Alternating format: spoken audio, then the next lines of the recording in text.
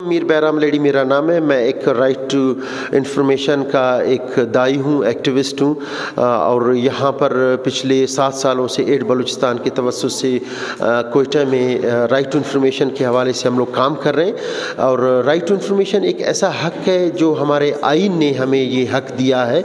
Article 19A में हमें हक मिला है कि हम मालूमात ले सकते हैं अपने अदारों के हवाले से। ये मज़ीद जो है इसकी तक़वियत उस टाइम मिली कि जो 15 फरवरी 2021 में बलूचिस्तान ने right to information Balochistan act pass किया, तो वो जो है हमारे लिए बहुत बड़ा एक समझो रोड मैप है वो। और उसके साथ साथ आज आलमी दिन है, यूनिवर्सल दिन है 28 सितंबर मालूमात तक रसाई का।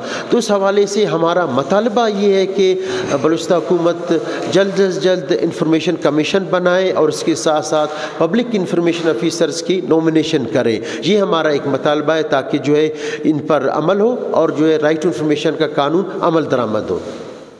मेरा नाम है रुबीना रसूल। मुझे बहुत अच्छा लग रहा है कि इस प्लेटफॉर्म पर हमें वुमेंस राइट्स के हवाले से मालूमात हो रही है।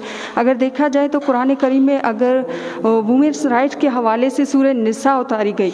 मेरा एक ये क्वेश्चन है कि हम वुमेंस राइट्स को ये मालूम होना चाहिए कि वर्बली काम कहाँ होता है, कि वुमेन राइट्स के हवाले से वर्बली काम कहाँ होता है और हमें कहाँ से इंफॉर्मेशन हासिल करनी चाहिए।